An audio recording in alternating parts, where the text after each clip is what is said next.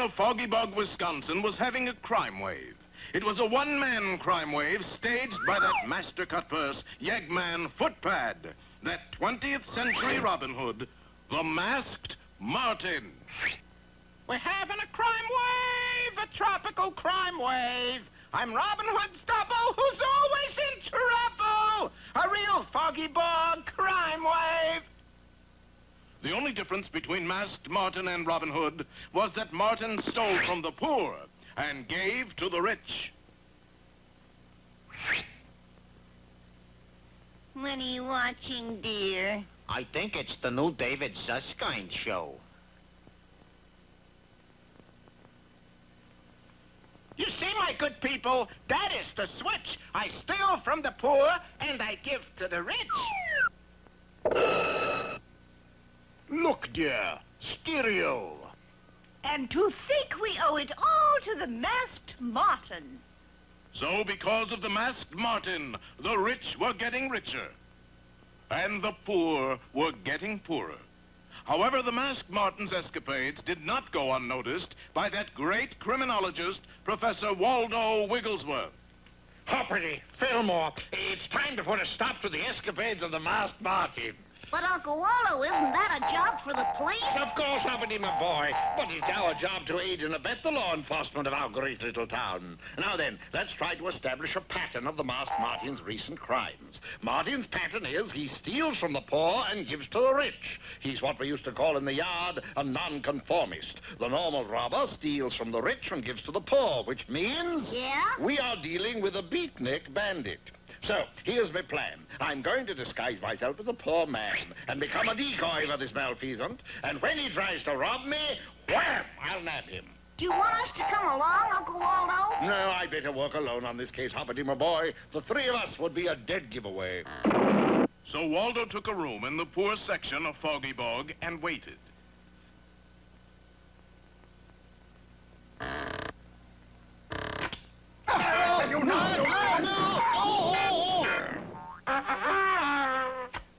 Fillmore, confound it, what are you doing here? I thought I told you to wait in the car. I thought you might be hungry. I brought you a liver-waste sandwich. Oh, good thinking, Fillmore. I love liverwurst. I'm as hungry as, you pardon the expression, bear. Just hand it over. Hand what over, Professor? The liverwurst sandwich.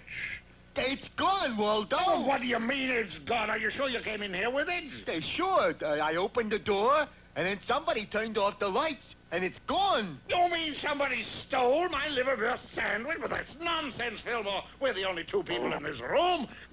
Unless you don't suppose the Masked Martin has stolen my liverwurst sandwich? No, that'd be too ridiculous even for a beatnik bandit.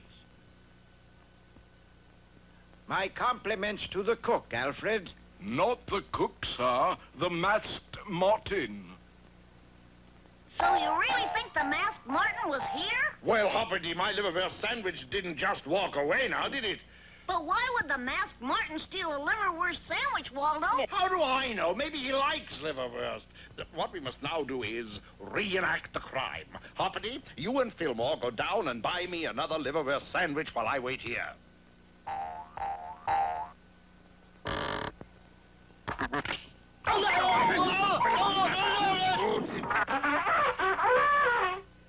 Look, Waldo, I made it. I still got the liver-waste sandwich. Yes, you still have the liverwurst sandwich, but that only proves that the Masked Martin wasn't here. Oh, he was here all right. Hoppity, you see that Fillmore still has the liverwurst sandwich, don't you? Yeah? Then what makes you think that the Masked Martin was here? Because he's stolen your clothes, Uncle Waldo. Oh, I thought that was a little chilly. Well, it seems the only thing that Waldo is going to catch is a cold in the head. Be sure to watch our next episode, Elementary, My Dear Fillmore, or Show Me a Liverwurst, and I'll Show You a Thief.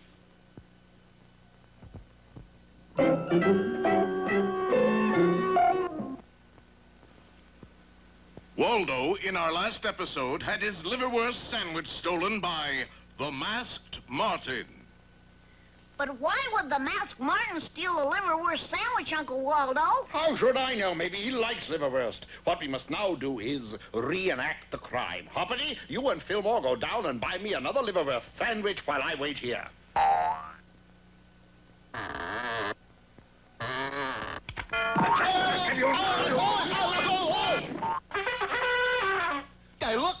Waldo, I made it. I still got the liverwurst sandwich. That only proves that the masked Martin wasn't here.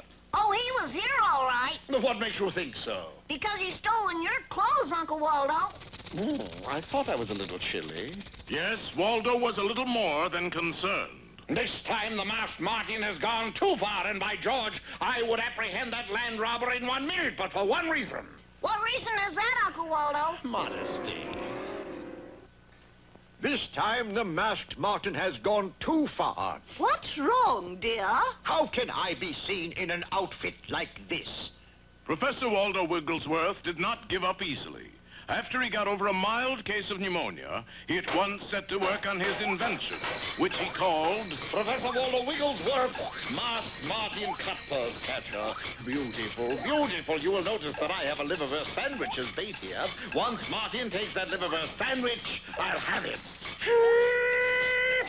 What was that, Fillmore? I think that was the noon whistle, Waldo. It's time for lunch. Oh, good. I'm as hungry as, if you'll pardon the expression, Fillmore, bear.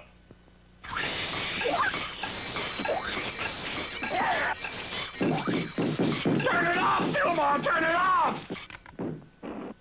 By George, Fillmore, that's the last time I'll have a liverwurst sandwich for lunch. As I said before, Professor Waldo Wigglesworth did not give up easy. Waldo, why don't you give up easy? Nonsense. What is the one thing that we've been overlooking, Watson? Watson? My name is... Clues! We must find clues. Come, Watson, come. The game is afoot. Professor. Aha! Footprints! Waldo, those are mine. Watson, they look like the footprints of a giant hound. But Waldo, those are mine. No, Watson, they're more like the footprints of a giant bear. Do you know what we're up against here?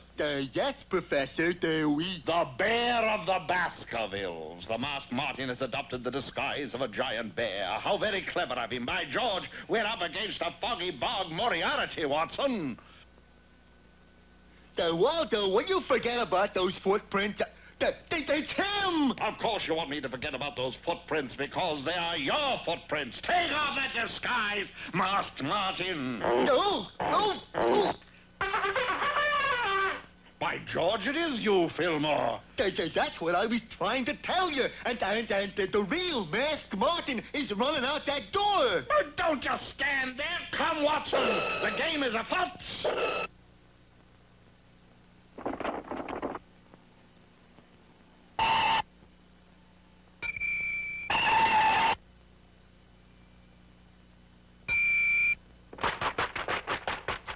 Let go, confound you, Fillmore! Waldo, look. It says walk. Quite right, Fillmore. Never do to get a ticket for J running in a walk zone.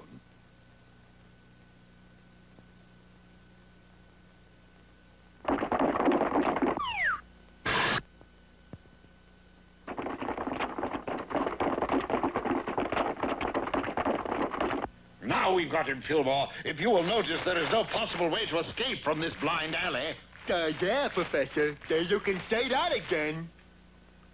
If you desire the masked Martin to snatch, make sure you're the catcher and not the catch. It does seem as though the masked Martin is the catcher and Waldo and Fillmore are the catch. Tune in to our next episode, Waldo's Alley, or Catch as Catch Can.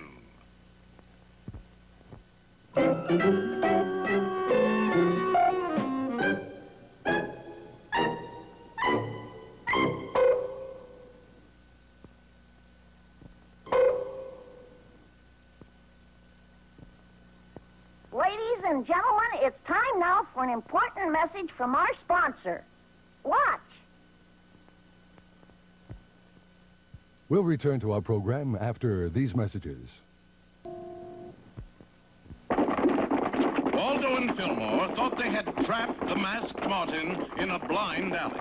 Now we've got him, Fillmore. If you will notice, there is no possible way to escape from this blind alley. Yeah, Professor. You can say that again. What are we going to do now, Professor? Well, what we have here, Fillmore, is an extremely solid wall. What I can't understand is how we got in here in the first place. The Masked Martin just built that wall, Waldo. And a splendid job, too. You will notice how he laid these bricks with an economy of mortar. Yes, Fillmore, this is the job of a craftsman. Professor, I don't care what kind of a job it is. How are we going to get out of here? Doink, doink, doink. Did you say something, Fillmore? Yeah, I said, how are we going to get out of here? Doink, doink, doink. You did not. You said doing, doing, doing. I did not say doing, Waldo. Well, then who said it? Doink, doink, doink. It's coming from the other side of the brick wall. Doink.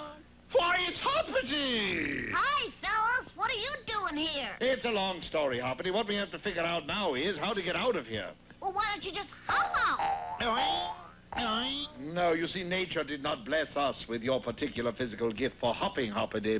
I just have to think of something else. I've got it! We'll blast our way out. How are we going to do that, Waldo? We'll have Hoppity hop over the wall and get some dynamite and blow down the wall. So Hoppity hopped over the wall and down the street. Hoppity is taking an interminable length of time getting here with that dynamite, Fillmore. Maybe he got lost, Waldo. I think I heard a boing.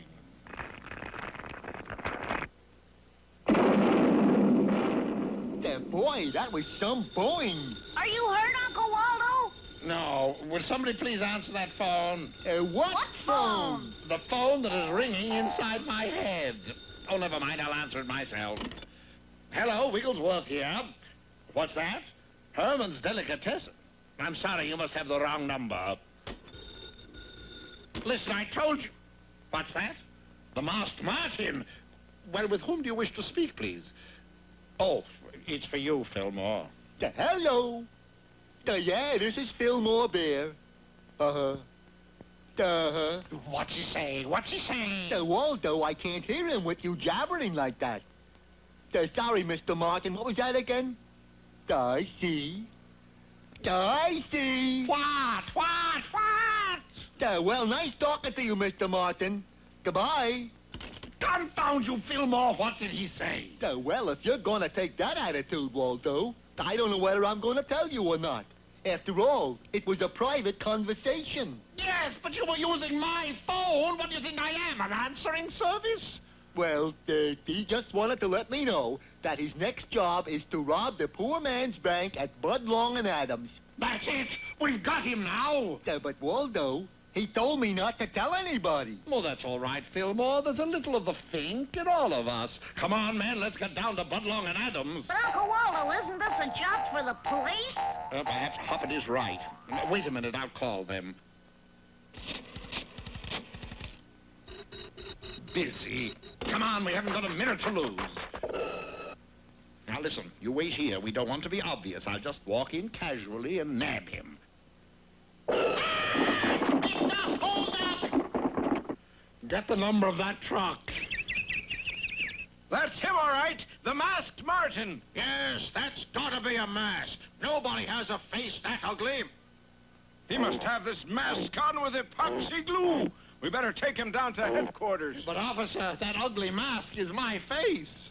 Will Waldo be able to convince the police that the ugly mask he is wearing is really his ugly face? Tune into our next episode.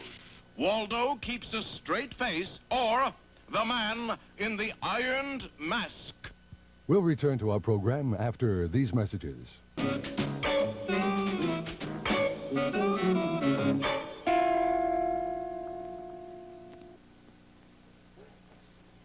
In our last installment, the police mistook Waldo for the Masked Martin. That's him, all right. The Masked Martin. Yeah, that's gotta be a mask. Nobody has a face that ugly. He must have this mask on with epoxy glue. We better take him down to headquarters. How many times do I have to tell you this isn't a mask, it's my face? Yeah, that's what they all say. But, sir, the person you're holding is not the Masked Martin. Then why is he wearing that disgusting mask? It isn't a disgusting mask. That's his disgusting face. Look, here's a photo of Waldo as a baby, a teenager, and as he is today. Well, all right. We'll let him go on one condition. Yeah? That he keeps that face out of sight till Halloween. There, what's our plan now, Professor, to catch the masked Martin? Our plan, Fillmore? Our plan? Our plan is no plan. There, that's pretty good, Professor. There, what's it mean? It means exactly what it says. I do not plan to assist in the capture of the masked Martin. I do not plan to stick my mask, a nose, where it is not wanted. But Waldo, where is the old fire? The esprit de corpse. After all, the locks on the wing, the snails on the thorn. Hoppity, if there's one thing I can't stand more than a bugle-blowing bear, it's a platitudinous bromidic bear. Now, just a minute, Waldo. Little did our friends know that at that very moment, the masked Martin was planning a robbery that was to affect the lives of all three of them. When it comes to robbing, I use my noodle. My next pilfery will be Fillmore's bugle. Gee, Fillmore, I'm worried about Uncle Waldo. He's been sitting there for the last 3 hours mumbling to himself. Maybe if I play a happy little tune on my bugle, that might cheer him up. Great owls and pussycats, Hoppity. Somebody's filched my bugle. Waldo, Waldo, somebody's pilfered my bugle. Music lover, no doubt. This is the work of the masked Martin. Gee, how do you know, Waldo? Because, Fillmore, pinned on your back is a piece of paper. And on that piece of paper is scrawled, the masked Martin was here. Gee, Professor, that's amazing. Elementary. What do we do now, Uncle Waldo? Well, we all know that we're up against a crafty criminal, but we also know that this time he has gone too far. How do we know that, Professor? Because he has stolen your bugle, Fillmore, and the temptation will be too strong for even Martin. Temptation? To blow the bugle sometime, somewhere in this city, a bugle is going to blow. And when it does, we are going to be there.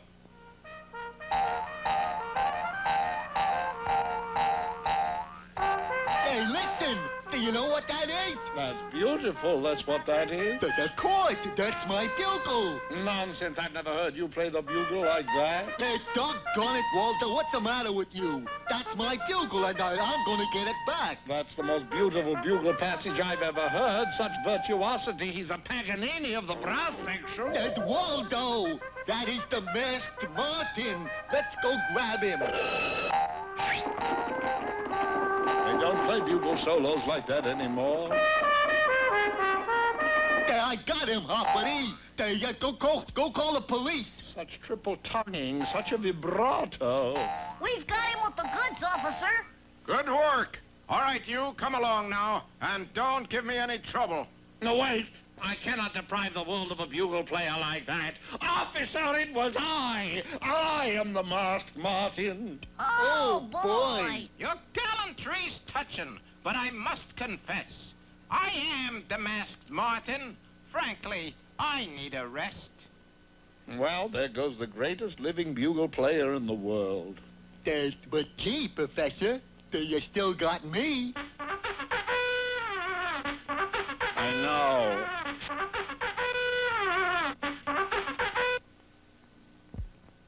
We'll return to our program after these messages. Do angels camp this way? Hey, that's real funny.